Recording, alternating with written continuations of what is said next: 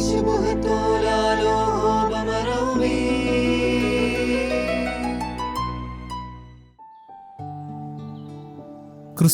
സമാധാനം നിങ്ങളോടുകൂടി ഉണ്ടായിരിക്കട്ടെ.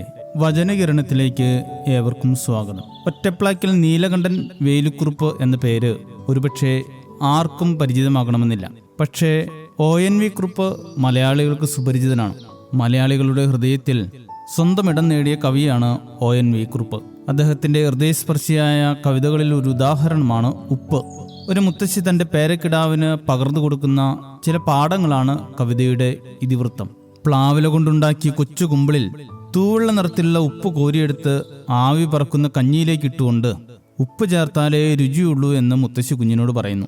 ഇവിടെ ഉപ്പ് എന്നത് ഭക്ഷണത്തിന് രുചി നൽകുന്ന ഒരു വസ്തു എന്നതിലുപരി ജീവിതത്തിന് അർത്ഥവും സന്തോഷവും നൽകുന്ന സ്നേഹത്തിന്റെ പ്രതീകമാണ്. കഞ്ഞിയിൽ ഉപ്പ് അലിഞ്ഞില്ലാതാകുന്നത് പോലെ ഞാനും ഒരു നാൾ ഈ ലോകത്ത് നിന്ന് മാഞ്ഞു പോകും. എന്നാൽ ആ വേർപാട് ഒരവസാനമല്ലെന്ന് മുത്തശ്ശി കൂട്ടിച്ചേർക്കുന്നു. ഉപ്പ് കണ്ണിൽ നിന്ന് മറഞ്ഞാലും അതിൻ്റെ രുചി കഞ്ഞി നിലനിൽക്കുന്നത് പോലെ തൻ്റെ ശരീരം മണ്ണോട് ചേർന്നാലും ആ സ്നേഹത്തിൻ്റെ സത്തയും സാന്ത്വനവും പേരക്കുഞ്ഞിൻ്റെ ജീവിതത്തിൽ എന്നും നിലനിൽക്കും. ആ സ്നേഹം ആ കുഞ്ഞിന് സംരക്ഷണവും കരുത്തുമായി എക്കാലവും നിലകൊള്ളും. ഇതാണ് മുത്തശ്ശി കുഞ്ഞിനോട് പറഞ്ഞു കൊടുക്കുന്നത്.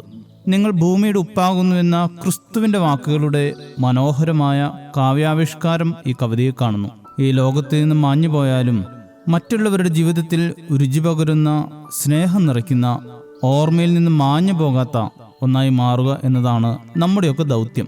ചില മനുഷ്യർ എത്ര വർഷം ജീവിച്ചിരുന്നു എന്നതിന് ഒരു പ്രസക്തിയുമില്ല. കാരണം അവർ ജീവിച്ചത് അവർക്ക് വേണ്ടി മാത്രമായിരുന്നു. അതുകൊണ്ട് തന്നെ അവരുടെ മരണത്തോടെ അവരെക്കുറിച്ചുള്ള ഓർമ്മകളും അവസാനിക്കുന്നു. ഒന്ന് ഓർക്കപ്പെടുവാൻ വേണ്ടി പോലും മറ്റുള്ളവർക്കായി ഒന്നും ചെയ്തു വയ്ക്കുവാൻ ജീവിച്ചിരുന്ന കാലത്ത് അവർക്ക് സാധിച്ചിട്ടില്ല. പക്ഷേ ചിലരങ്ങനെയല്ല. മരിച്ചാലും ഈ ലോകത്തു നിന്ന് മാറ്റപ്പെട്ടാലും മറ്റുള്ളവരുടെ ജീവിതത്തിലൂടെ ഓർമ്മിക്കപ്പെടുകയും നിലനിൽക്കുകയും ചെയ്യുന്നവർ. കാരണം അവരുടെ പ്രവൃത്തികൾ മറ്റുള്ളവർക്ക് വേണ്ടി കൂടിയായിരുന്നു. സ്വന്തം ജീവിതത്തിൽ സന്തോഷവും സമാധാനവും ഐശ്വര്യവും ഉണ്ടാക്കുന്നവരെക്കുറിച്ചല്ല ക്രിസ്തു പറഞ്ഞത് നിങ്ങൾ ലോകത്തിൻ്റെ ഉപ്പാകുന്നുവെന്ന്. മറിച്ച് സ്വയം അലിഞ്ഞില്ലാതായി മറ്റുള്ളവരുടെ ജീവിതത്തിൽ കാലങ്ങളോളം നിലനിൽക്കുകയും രുചി വരുത്തുകയും ചെയ്യുന്നവരെക്കുറിച്ചാണ് ക്രിസ്തു അത് പറഞ്ഞത്. ഉപ്പായി മാറണമെങ്കിൽ 2 കാര്യങ്ങൾ പ്രധാനമാണ്.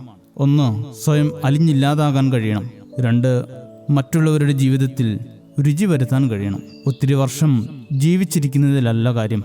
അലിഞ്ഞില്ലാതായി മറ്റുള്ളവരുടെ ജീവിതത്തിൽ ചെറിയൊരു രുചിയെങ്കിലും വരുത്തുവാൻ സാധിച്ചിട്ട് ഈ ലോകത്തു നിന്ന് മാഞ്ഞു പോകുന്നതിനേക്കാൾ വലിയ സൗഭാഗ്യം എന്താണുള്ളത്? ഉപ്പായി മാറാൻ വിളിക്കപ്പെട്ടവരാണ് നാം. അലിഞ്ഞു തീരാം, രുചി വരുത്താം. ശുഭദിനം നേരുന്നു. ദൈവം അനുഗ്രഹിക്കട്ടെ.